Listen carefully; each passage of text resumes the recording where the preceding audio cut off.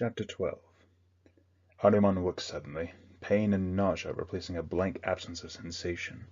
His eyes were open, but he could not see. He tried to raise his hands to touch his face, but they would not move. "Subject conscious," said a machine voice, and he flinched at the suddenness of the noise. A high ringing filled his ears, and he could hear the whir and scrape of mechanical gears. "Remove the dermal covering," said another voice. This one was human and female. He recognized its hard edge. "Start at the face." "Carmenta?" he said. Something sharp pricked his forehead and scored down the center of his face. "Yes, Ahriman." He felt something tug at his face, and light stabbed into his eyes. He blinked, for a moment as blind as he had been before. Then the world around him resolved into blurred shapes and indistinct colors. "You are alive." He turned his head. He wore no armor, and was bound to an upright frame in a long chamber that extended away to blackness on either side. Bright lights stabbed down at him from a hoist suspended above him. The walls and ceiling were gloss red, and a channel ran down the scuffed metal floor. He could smell antiseptics, machine oil, and crude but powerful pain suppressors. A hunched servitor stood close beside him, staring at him with a cluster of green lenses. Red-brown spatters covered its off-white robe, which trailed in scabbed tatters across the floor. The servitor peeled an inch-thick layer of what looked like pale fat from Ahriman's skin. Carmenta stood in front of him, her cracked red lacquer mask tilted to one side, watching. Ahriman thought she looked exhausted, but he could not say why. "You have been unconscious for 6 solar days," said Carmenta, as if answering an unasked question. "You suffered extensive internal damage, bone fractures, blood loss, and burns." She stepped forwards, a mechadendrite reaching out to take the limp layer of flesh from the servitor's razor fingers. He noticed the lattice of capillaries running through the soft material. "Luckily, your body has done much to heal the damage itself. The layer of synthetic flesh was mainly to treat the scorching. You look like you have been cooked." Ahriman looked beyond the harsh circle of light. He could see metal frames and racks, nests of machine arms gathered close to the ceiling, and metal-sided vats connected to thick pipes that snaked across the floor. "You are a biologos as well as a machine, right?" he said. "I dabbled once. This is one of the servitor reclamation holds." "Helpful?" "Not really. The little I know of your kind just confirmed that there was little that we could do. Your own flesh is your salvation." Ahriman nodded. The injuries he had sustained must have induced a healing coma. As sensation returned, he could tell that he would be below peak condition for some time. His etheric senses also felt dull and sluggish, as if a deadening fog wrapped his mind. The memories of the last moments on the gunship were indistinct blurs. He shook his head. That he was alive, and that the Titan child had clearly survived, was enough for now. "Where are we?" he asked. "In a dead stop in the deep void." Carmenta paused. "It cost us. I hope it was worth it." "Astrios is alive," she nodded. "Like you, he suffered significant physiological damage. He is still in the same type of coma you just woke from. Caden suffered worse. I am not sure what happened to him, or why he is alive." Ahriman's blurred memory snapped into sharp focus. Adrenaline roared through his tired veins. He could feel damaged muscles twitching in response. He was suddenly aware that his limbs were still bound to the metal frame. Thick, rubber-covered clamps holding him at the wrists and ankles. A thought pulled them open with a grind of bending metal. He stepped to the floor. "Where is he?" he growled. "He is unconscious in a sanguinary immersion tank," said Carmenta carefully. "I don't know if he will wake again." He looked at her, and something in his look must have shaken her, because she stepped back, her hands and mechadendrites rising. Ahriman stilled his own emotions. "Isolated," he said. "Shut down every connection to where he is held and override all access protocols. Keep it that way until I see him." Carmenta did not move. "He is a danger to the ship, to all of us." "Really?" If she had had lips, Ahriman was certain they would have curled. "An unconscious cripple kept alive in a tank is a danger? You think I don't know that you already keep an abomination on my ship? The thing created by your pet Maroth." She was staring at him, her bionic eyes lit with coldness. "Do as I say," he snapped, and she flinched and took a quick step away from him. She is still human, he thought. Broken and driven half mad by the machine she tries to tame, but she still feels and fears. It took him a moment to reach what he judged a correct response. "I am sorry for what happened, mistress." "My ship! You nearly killed my ship, and you say that Caden is a danger to us?" Her voice trembled as she spoke and her megadendrites twitched. "Parts of the ship are still burning. Half of it is just wreckage. Systems, weapons, engines. Also, you could get answers?" Ahriman returned her stare. He had once known many tech priests and the adepts of the Mechanicum. In the time since he came to the Eye, he had met many more who had fallen to the warp. All had seemed to him to become colder with age, more withdrawn, as if becoming like the metal of their machines. It was a form of insanity, he supposed, an obsession that dissolved away everything outside it. In Carmenta, though, the closer she bonded with her ship, the more fractured and raw her emotions, the more human part of her became. And what was left became... what? "We will find supplies, and there are places on the Eye's periphery that can remake ships, even one of this size." She shook her head, a strange combination of mechanical precision and human exhaustion. "Aegean is dead," said Carmenta in a flat voice. Ahriman understood then what she meant. The Titan child was dead in the void. It would be able to jump to the warp, but without a navigator it would be rudderless, capable only of short, unguided hops before having to re-enter reality. They would be guessing their path, and even the most modest journey would take an eternity. Worse, they balanced on the rim of the Eye of Terror in a region already saturated by unstable warp phenomena and storms. They might be alive for now, but Carmenta was facing near certain death if they attempted to move. For someone who was still human in a sense, she was taking it well. "How did he die?" he asked after a pause. "I am not sure," said Carmenta, and there was a note in her voice that he could not place. Perhaps it was this place that killed him. Perhaps he was dying before we went to the station. She turned away with another shake of her head and took a clinking metallic step towards the end of the chamber. "We fled once we had you. Some of the creatures were still on my hull. I had to shake and burn them off." She paused, an angry catch in her voice. "I had to destroy parts of the ship's hull. I had to hurt my own ship. Aegean was screaming all the time we were in the warp. Then he just stopped, and we were here, and he was dead." He looked at Carmenta as she took another limping step. Dried blood stained her charcoal robe, and he could smell servo systems overheating as she moved. She was hiding something from him, but he restrained the instinct to simply take it from her thoughts. He had taken too much from her already. "Where are we now?" he asked. Carmenta kept walking and did not look at him as she replied. "Aegean was raving as we fled. I do not know how their kind functioned, but I think at the end he was not navigating so much as running in terror." "Where did he flee to?" Carmenta stopped, and slowly turned her head to look back at Ahriman. In the low light the cracks in her mask looked like the traces of black tears. "Home, Ahriman," she said. "He tried to flee home." Looking out of the armored Kree's cupola, Ahriman saw the Cadian gate as a fluttering dot of light, set on a lone patch of black and a voidscape stained with nauseous color. It was a gate only in the abstract sense, of course. A system turned into a fortress, it guarded the only stable passage from the Eye of Terror into the Imperium. There were other ways into and out of the Eye, but they were uncertain and dangerous paths, difficult to find and likely to kill any that sought them. Any sizable fleet wishing to pass into or out of the Eye of Terror had to pass through Cadia, or so it was said. Garrisoned by millions of troops, ringed by space fortresses, and circled by war fleets, anything trying to break through had to either bring overwhelming force or wear the face of a friend. Time and again, armies of renegades had tried to break Cadia and failed. "Towards the light," said Astrios softly from beside him.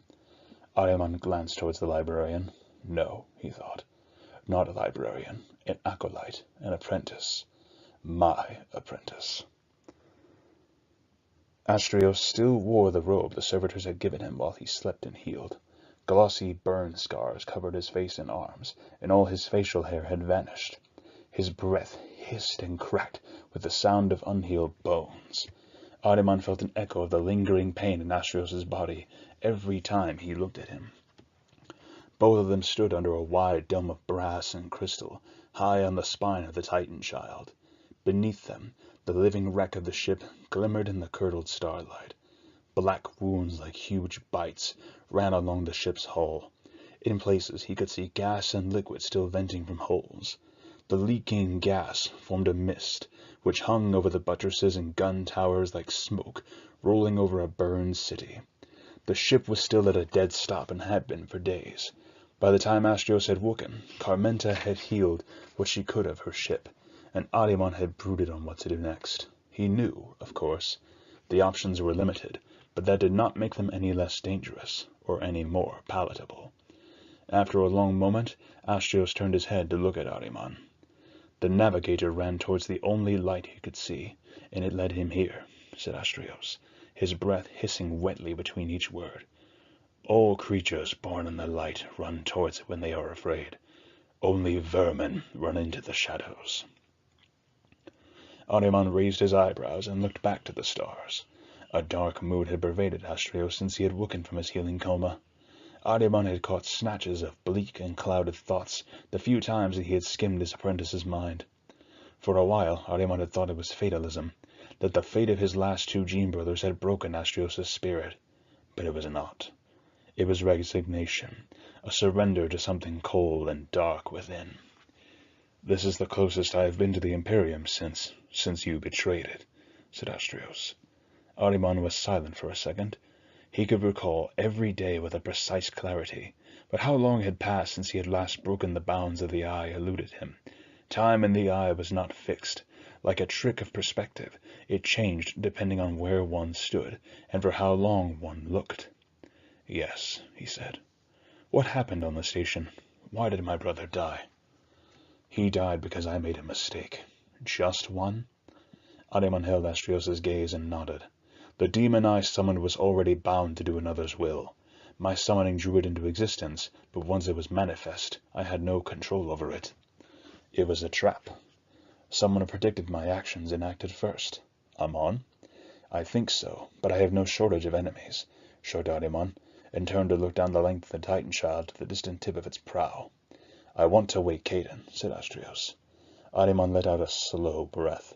He knew it would come to this. It was one of the inevitable steps he would have to take if he wanted to move forward. He should have ordered Caden dumped into a plasma furnace and the ashes vented into the void. That would be unwise, he said after a moment. It would be unwise to refuse, said Astrios, his voice cold, but his thoughts growling with aggression. You promised me salvation for Kadar, but you have only taken another brother from me. Then the emotions vanished, and Astrios' thoughts were just the familiar hum of a well-shielded mind. He is learning quickly, thought Ahriman. Ahriman stared back, his face still, his emotions balanced, and masked by layers of subconscious baffles. He could annihilate Astrios and burn Caden to nothing without allowing him to wake. He could do these things and lose what few allies he had. Necessity is the father of error. Very well, said Ahriman. Astrios watched him for a heartbeat, then nodded. Once he is awake, we follow you, and you will fulfill your promise to me. Ahriman gave a crooked smile. Is that a fresh oath? Astrios' mouth made a stiff line. If you choose. He paused and glanced out at the distant light of Cadia. You mean to continue, don't you? After all this, you intend to find Amon. Yes, said Ahriman. The demon showed me how to find him. You believe what it showed you, even though Amon bound it to his service? Astrios shook his head. It was not bound to hide where Amon is. You don't think that it could be what Amon wants, a trap within a trap to draw you to him? Ahriman said nothing. He had considered the possibility that the information the demon gave him was a trap, or a lie, or both, but he was committed now. He had to know. After a second, Astrios shook his head again, but this time the gesture was heavy with weary resignation. How will you follow this path? We are 4 souls in a broken ship without a guide. We are not without a guide, said Ahriman. I can guide us for a short way. Where? Ahriman looked up to where Cadia glimmered amidst its sea of calm night. To steal a navigator. Caden rose from the blood tank on the end of polished chains. The tank was an iron-sided box over twice the height of a man, set at the center of a chamber of riveted bronze that curved to a domed roof. Viewports in the tank's side showed the red liquid within. Cracked glass readout displays were set beside the viewports, and symbols scrolled across their grimy surfaces in luminous blue. The air in the chamber was damp and warm. Astrios watched as the machine suspended above the tank slowly swallowed the chains. He sniffed. The air stank of fresh blood, a sharp iron taste that overwhelmed even the smell of machine oils and rust. His brother's head was the first thing to break the surface. The servitors had cut Caden's helmet away to attach a mane of injector tubes and biofeeds to his scalp and neck. Under the draining blood, the skin of his face was pale gray and pulled taut over his skull. Spiral-shaped lesions covered his crown and looped down over his sunken cheeks. His eyelids were closed. Blood drained from his slack mouth as he rose from the tank. Astrios stared. Still clad in his stained robe, he felt suddenly cold. Part of him wanted to look away, but he could not. "He is in a drug coma," said Carmenta from beside him. She turned her head to glance at Ahriman. The sorcerer stood utterly still, his eyes watching Caden emerge from the tank, his head and resting on the pommel of his sword. "The dose we need to keep him sedated is massive, and—" She trailed off as Astrios looked at her. He nodded once to her, not sure why she had stopped speaking. He looked back to the top of the tank. Caden's torso had emerged. Astrios heard himself breathe out slowly, but did not feel the air leave his lungs. The armor over Caden's shoulders and chest was blackened and melted. The edges of tor and ceramite had folded into the exposed flesh beneath. His right arm was missing below the elbow, the left below the shoulder. The legs that emerged were twisted strips of meat hanging from shattered pegs of bone. The hoist stopped with a clunk of gears and then swung forwards. Slowly it lowered Caden until he was on a level with Astrios. Blood was pouring off him, spattering on the floor and forming dark pools. Astrios lifted his arm and slowly extended his open palm. Behind him, Ahriman's stillness shifted. Astrios' hand touched Caden's shoulder guard. "Brother," said Astrios quietly. "He cannot respond. His injuries are extensive, and we are still passing sedative into his system." "Brother," said Astrios, focusing his message on the ember of consciousness he could sense in his brother's mind. "His ears and mind are closed," said Ahriman, and Astrios felt a surge of anger at the sorcerer's intrusion. "He is in the abyss.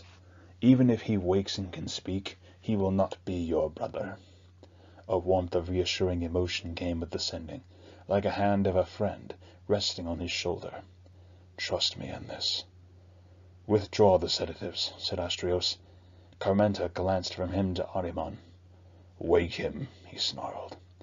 Carmenta paused for a moment, then stepped towards the tank and keyed a small control panel. There was a distant clunk of shifting machinery, and the tubes connected to Caden jerked and twitched. More blood began to dribble onto the chamber floor from Caden's body. Astrios watched, waiting for a scream, for Caden to wake like a child from a nightmare. After several minutes of silence and stillness, he turned to Carmenta again. She shrugged, with a ripple of mechadendrites. "He was gravely wounded, and my knowledge of Adeptus Astartes biology is limited at best." Astrios was about to bite off a reply when he caught a movement out of the corner of his eye. His head snapped around to meet Caden's open eyes staring back at him. Astrios froze. Eyes. Caden had 2 eyes.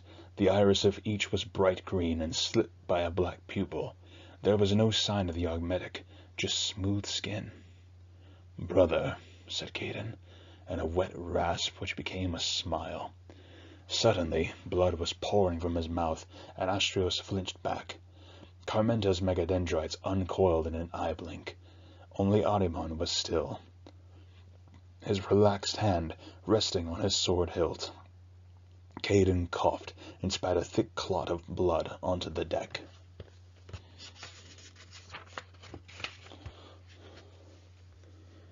"Blood in his lungs," said Ahriman.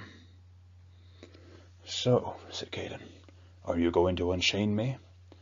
Astrios was looking at his brother intently. Caden's voice was a mutilated growl, a grave echo of his old tones, and the eyes. "I am not going to kill you," said Caden, his gaze flicking between Astrios, Ahriman, and Carmenta. He smiled. "You have my word." "You are injured, brother," said Astrios, a fact that I had managed to grasp. Caden's lips peeled back from broken and jagged teeth.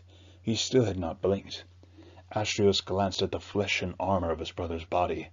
Now that the blood had drained from it, he could see portions of flesh that looked to have healed, ugly knots of scar tissue, visible through breaks in armor plating.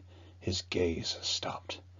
The broken ceramite and plasteel glinted brightly where it had sheared, except in places it seemed to have softened and distorted, as if it had begun to close over the flesh beneath, as if it were flesh itself, as if it were healing.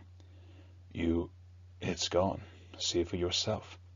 He flicked his chin to Ahriman. "Or ask the Trickster Lord if you don't wish to look. Your body is not whole. Augmetics, brother." Caden turned his face to Carmenta. Astrios thought he saw her shiver. "You can fit those, can you not? And I will need armor, though I do not think that some of this will come off. You will have to work around that." For a second, Astrios wondered if he should not have let Ahriman keep his brother shut away, forgotten and quiet. "Even if he wakes and can speak, he will not be your brother," said Ahriman in his memory. Perhaps death would be better, thought Astrios, but then I would be the last, and then what would any of it have meant? "You won't let me die, brother," said Caden without looking at him, then turned his head slowly to fix Astrios with his green reptile eyes. "You don't have the strength." Caden raised his chin towards Ahriman. "And he needs you, so he won't kill me even though he should." Astrios found his hands were clenched, his own scarred face set in hard lines. It was not his brother. He knew that the moment Caden had spoken, but he had to know what of him remained. Slowly, hesitantly, he extended his consciousness out and into Caden's mind. It was like plunging a hand into an open wound. He could feel textures of torn thoughts, holes where memories and beliefs had been. What remained, hung together in a tangle of tattered remnants. There was nothing else there. No demonic intelligence nested in the ruins, just a mutilated hole where it had once been. Astrios broke the connection and met his brother's gaze. Caden gave a smile that was almost a grimace. Ahriman had stepped up beside Astrios. "And what do you intend?" he asked, his voice cold and flat. "Why, to follow where you lead, Ahriman," said Caden, and spat another clot of blood and acidic phlegm onto the deck. "Do as he says," said Ahriman to Carmenta. "Rebuild what you can of him." Astrios found his mouth opening to say something, but Ahriman had already turned and walked out of the chamber. He looked back to his brother, the unformed thought still caught in his open mouth. Caden grinned up at Astrios, as thickening blood oozed from the corners of his mouth. Caden had heard Maroth before he had seen him. The low cough of rust-clogged servos and the stuttering whine of the sorcerer's armor had followed Caden as he walked the deep and silent spaces of the Titan child. He had been walking ever since Carmenta had finished her work, ever since he had been remade. He closed his eyes and heard the sound of creaking armor again, closer now, moving between the rows of machinery at his back. He opened his eyes and the monochrome, shadowless world returned. His leg pistons snapped and hissed as he moved. Carmenta had done her work, folding the remains of his body around limbs of plasteel. In some way, those additions had been stranger than the other changes. His regrown eyes, the fact that he was sure that he could not remove his armor if he had tried, that the world he saw, touched and breathed, seemed as dead as a hollow projection. His mind was no longer whole. He could feel the breaks and voids in his own psyche like the ghost sense of a lost limb. Emotions and thoughts did not link up, and his memories were a ruin of holes and fragments. Whole sections of his life were gone, and some seemed so unreal that it was as if his life belonged to someone else. He no longer knew what any of it meant, but worse, he was not sure that he cared. Caden's tongue flicked out, and he tasted the air. It was warm, with the static pulse of thousands of cables and pipes which twisted across the chamber. The darkness was almost complete, but the passage stretched in front of him in yellowed monochrome, as if dirty moonlight shone from behind him. He had always been able to see in the dark. That was the first gift of the world which had born him, and then of the gene seed, which had remade him. But now the shadows seemed to melt away from his gaze. Every now and again he would close his eyes just to feel the touch of true darkness. He did not know what had happened to his augmetic eye. There was no mark of it on his face, just smooth skin and bone circling the socket in which a new eye looked out of the world. He breathed out slowly. His breath still tasted of the blood of the immersion tank, sweet iron on his tongue. The sensation enfolded him for a second, and, in the darkness behind his eyes, he could feel nothing but the thick flow of blood on his skin, inside his veins, in his lungs and mouth. A low hiss of breath filled his ears, so close that it felt as if it were next to his ear. Caden spun and his arms snapped out, pulling Maroth from his hiding place in a machine niche. Piston-driven fingers squealed on fracturing ceramite as his grip closed around the collar of Maroth's armor. Rage filled Caden, rage like a thundercloud, rage that shook him like the shout of a god. He remembered the sorcerer leaning in towards him, smiling, blood dribbling down his chin. "Your eye tastes of weakness," he had said, "just like your brother's." And all the while, all Caden had been able to think of was Kadar falling, his chest open to the air. The rage became a scream inside him that merged with the metal screech of his closing grip. Then suddenly nothing. Just blank emptiness that flowed to the horizon of his thoughts like a black mirror. He looked at Maroth dangling at the end of his grasp. A wet laugh spluttered from Maroth's speaker grill. "You will not kill me, Caden," said Maroth. "And what makes you think that?" Caden gazed at him, his hand still gripping the collar of Maroth's armor. The sightless lenses of the hound-shaped helm blinked with light. "Because you and I are kin," hissed Maroth. His legs were scrabbling, trying to find purchase on the decking as he clawed at Caden's arm. "That is why I have sought you, because we are the same now."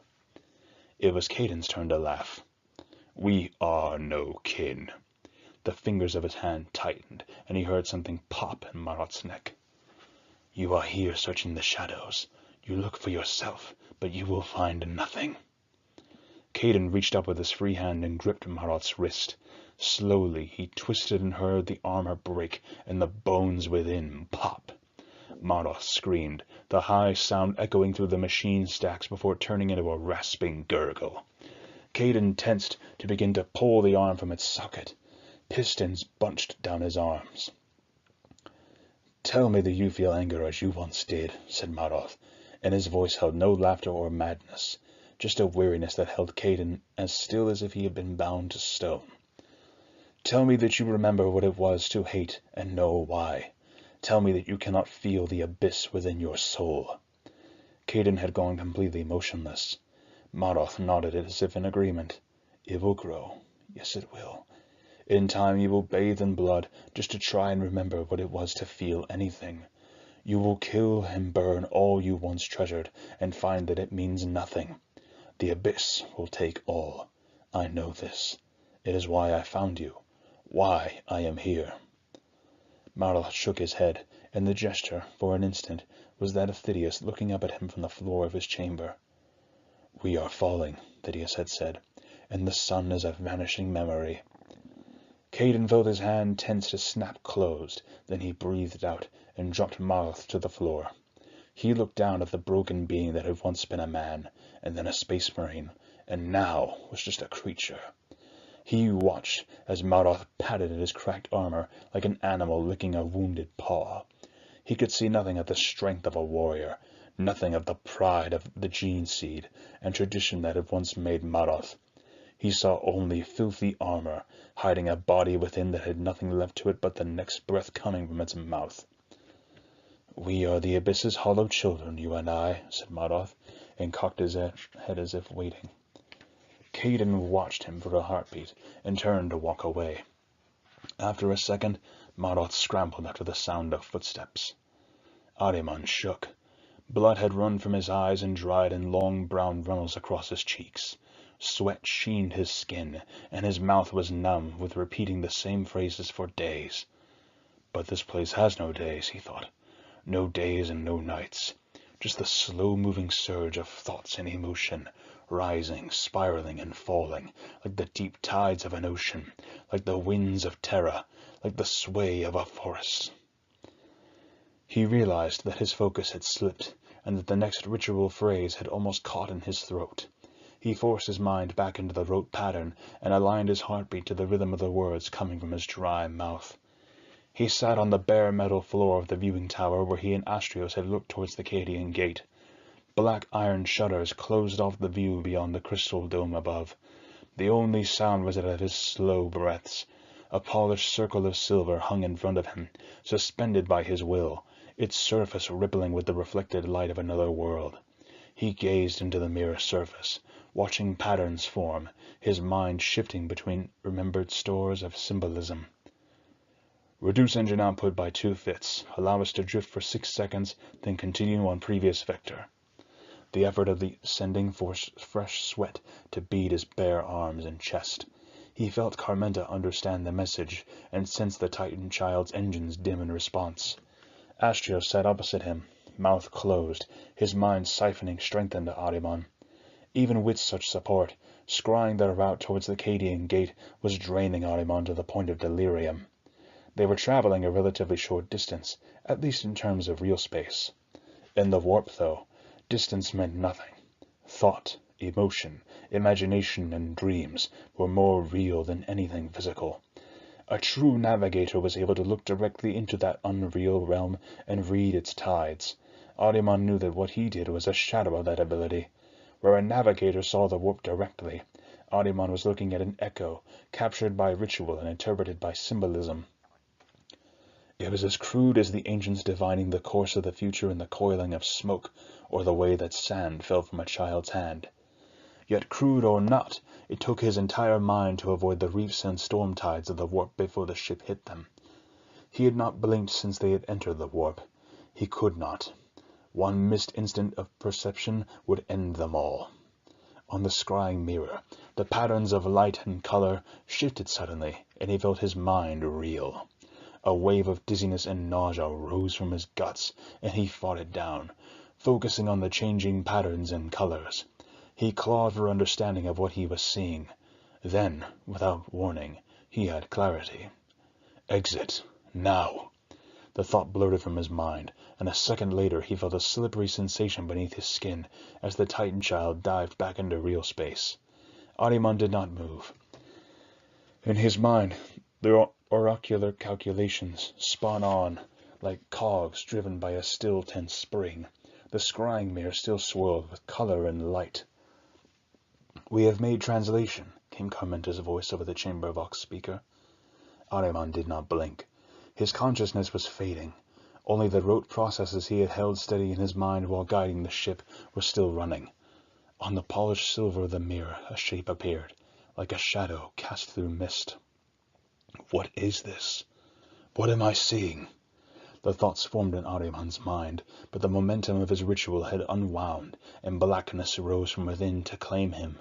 His eyes closed and he slumped back. The mirror fell to the floor and shattered. He lay on the stone floor and dreamed of shadows shaped like men, and soft voices telling him to forget. He opened his eyes hours later to see stars looking down at him from beyond crystal. Astrios had gone. He picked himself up, his head aching in bright stars behind his eyes. He limped to the vox speaker and thumbed it to life. "Ahriman?" Fatigue filled Carmenta's voice. "Where are we?" "We are stationary in real space." Silence crackled from the speaker grill, and then she spoke again. "I can see Cadia, Ahriman. We are close enough that I can see the light of its star." "Good," he said, and was already moving. He was tired, but they had to prepare. There was no time for the doubts of dreams.